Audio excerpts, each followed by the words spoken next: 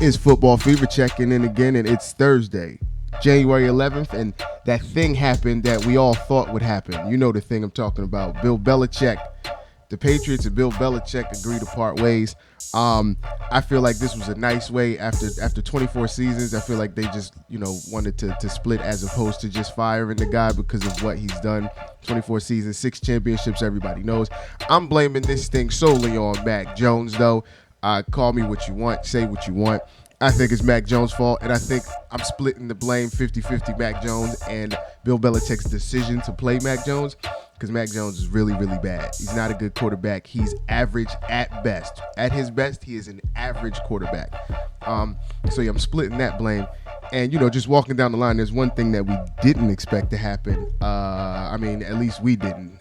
Pete Carroll and the Seahawks coming off a 9-8 season. Couple of championship appearances, players coach, man. Everybody loves Pete Carroll's energy, man. One of the oldest coaches still running around. He stepped down. I'm going to say that was probably like a respectful disassociation. And we salute Pete, man. He was fun to watch. He coached some really good teams, some really good players. I think he coached. I think he did a lot of something with nothing. Got to give him some credit. And then we walk down the line further. A lot of coach firings. Rivera and the Commanders, 4-13. I guess that was going to happen. The Falcons, Arthur Smith, 7-10. I can't say I expected that, but it came crashing down. Toward the end of the season. Falcons weren't very good, but they weren't the worst. Another team in that division, the Panthers, Frank Reich. We knew this was coming. Not only did they whiff with that first round pick in Bryce Young, no offense, Bryce, but they definitely whiffed on that pick. But man, they didn't do anything this year. 2-15, really, really bad. Coach, you knew you were probably gonna get fired. The Titans, Mike Vrabel, 6-11. I guess when you're not playing well, this is just what happens. It seems like these days coaches are fired faster.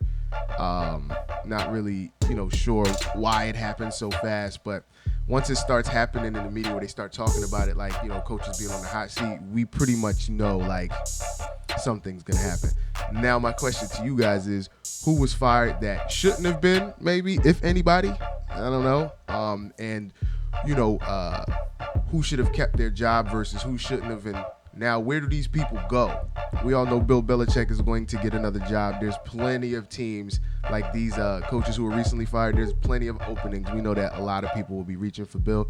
I think Bill should be very selective on where he goes because his success, was connected to a pretty good quarterback. We all know who that guy was, right? But where does Bill Belichick go from here? Where does Frank Reich, Pete Carroll, well, not Pete Carroll because he's stepping away. But Frank Reich, Ron Rivera, Arthur Smith, where these guys go? Do they go back to the coordinator positions? Do they wait a little bit?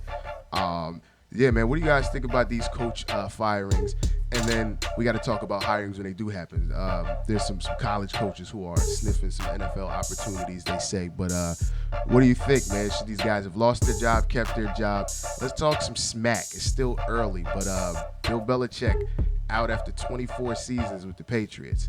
And you tell me whose fault it was. I'm saying Mac Jones. We appreciate you guys' feedback every day, all day. Stay tuned for highlights this playoff weekend. And as always, hit the thumbs up, comment, subscribe. It's Football Fever.